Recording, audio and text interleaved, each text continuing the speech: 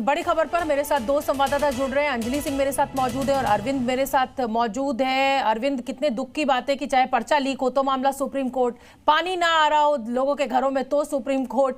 मतलब मुझे ऐसा लगता है कि इस देश में सरकार से ज्यादा सुप्रीम कोर्ट को अब अपना दायरा बढ़ा लेना चाहिए। हर मामला जो है वो सुप्रीम कोर्ट पहुंच रहा है। पानी का मामला फाइनली पहुंचा और दिल्ली के लिए बड़ी विकट स्थिति है। भाई, दिल्ली को अगर पानी चाहिए तो हरियाणा से मिलेगा, उत्तर प्रदेश से मिलेगा या हिमाचल प्रदेश से मिलेगा, और यही विडंबना है। आज क्या कुछ हुआ कोर्ट में?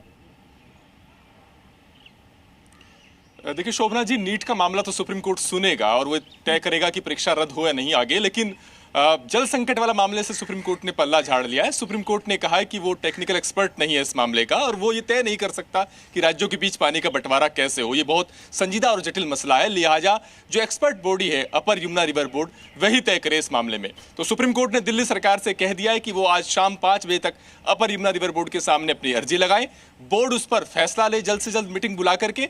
और सबसे महत्वपूर्ण बात यह है कि हिमाचल सरकार ने यू टर्न ले लिया है। हिमाचल सरकार जो ये कह रही थी कि हमारे पास सरप्लस पानी है, हम दिल्ली को देने के लिए तैयार हैं, और दिल्ली जो कह रहा था कि हिमाचल देने के लिए तैयार है लेकिन हरियाणा के जरिए आना है, हरियाणा सहयोग नहीं दे रहा है, आज स्थिति बिल्कुल बदल गई। हिमाचल ने कहा कि हमारे पास सरप्लस पानी नहीं है कि हम दिल्ली को दे सके, और जो बयान हमने कोर्ट में दिया गया था वो हमसे गलती से दिया गया। तो कोर्ट का जो पुराना आदेश था वो निष्प्रभावी हो गया और ऐसे में कोर्ट ने अब अपर यमुना रिवर बोर्ड पर छोड़ दिया है सब कुछ। बिल्कुल अंजलि, आपका मैं रुख करना चाहूंगी। अब देखिए, ये तस्वीरें हम अपने दर्शकों को दिखा रहे हैं किस तरीके से टैंकर से चोरी चल रही है मुनक नहर से। अब इसमें मुझे लगता है सत्ता पक्ष और विपक्ष फिर आमने सामने आ जाएंगे। दिल्ली सरकार कहेगी साहब ये दिल्ली पुलिस चोरी को रोक नहीं पा रही है, और उधर जो विपक्ष है वो ये कहेगा कि साहब ये तो अरविंद केजरीवाल हैं जो इस तरीके से टैंकर का पूरा एक नेक्सस यहां पर चल रहा है। तो कुल मिलाकर उलझा हुआ मामला है ये पूरा।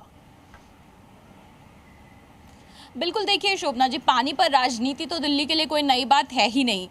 इसमें टैंकर माफिया का एंगल भी बहुत सालों से चलता चला आ रहा है और सबको पता है कि ये चोरी की जाती है। अब सिलसिला सिर्फ आरोप प्रत्यारोप का है। बीजेपी कह रही है कि मुनक नहर से जो पानी चोरी कराया जा रहा है वो दिल्ली सरकार उसकी उसमें मिली भगत है। वहीं दिल्ली सरकार की ओर से जो जल मंत्री हैं वो ये कह रही हैं कि भाई हरियाणा की ओर से पानी की चोरी जो है उसको नहीं रोका जा रहा है, हम अपनी तरफ से लॉस जो है कम कर रहे हैं। कुछ देर पहले एक प्रेस कॉन्फ्रेंस भी की जिसमें आतिशी ने ये बताया कि किस तरह से ट्रांसमिशन लॉस जो होता है, पानी के ट्रांसमिशन में जो लॉस होता है उसको काफ़ी कम कर लिया गया है। लेकिन इसके बावजूद कई जो कदम है वो उठाए जाने चाहिए। ये बात सुप्रीम कोर्ट ने भी कही थी, जिसके तहत एक क्विक रिस्पांस टीम भी दिल्ली सरकार ने बनाई है जो काम करना भी शुरू हो गई है। कई चालान भी काटे गए हैं जहां पर पानी की वेस्टेज हो रही है। लेकिन घूम फिर कर सवाल ये खड़ा हो जाता है कि आखिर ये तमाम कवायद जो है, ये तमाम तरीके जो हैं तब क्यों अपनाए जाते हैं जब दिल्ली वाले त्राही त्राही कर रहे होते हैं। क्योंकि आपको पता है कि हर साल जब गर्मी बढ़ती है तो ये मुसीबत आन खड़ी होती है। तो ये स्टेप्स पहले से क्यों नहीं लिए जाते, और फिर जब लड़ाई झगड़ा बढ़ता है तो सब सुप्रीम कोर्ट का रुख अख्तियार कर लेते हैं। बिल्कुल अंजलि, यहाँ पर सबकी मिलीजुली जिम्मेदारी है। जो पानी इतना जल बोर्ड का जो पानी है जो इतना वेस्ट हो रहा है उस पर जल बोर्ड के ऊपर क्या कार्रवाई कर रही है दिल्ली सरकार? और ये जो चोरी हो रही है, क्या गृह मंत्रालय दिल्ली पुलिस को टाइट कर रहा है कि साहब ये चोरी कैसे हो रही है? एक दूसरे के ऊपर आरोप प्रत्यारोप चल रहे हैं। लेकिन इसी बीच एक छोटा सा सवाल और मेरे मन में है कि ये जो पानी का संकट खड़ा हो रहा है, ये क्योंकि मैं एक कॉलोनी में रहती हूँ, वहां ऐसा कोई संकट मुझे तो नहीं नजर आ रहा है, लेकिन क्या ये अवैध कॉलोनीज है, अवैध बसावट है जहां पर इस तरीके का जल संकट जो है वो ज्यादा देखने को मिल रहा है?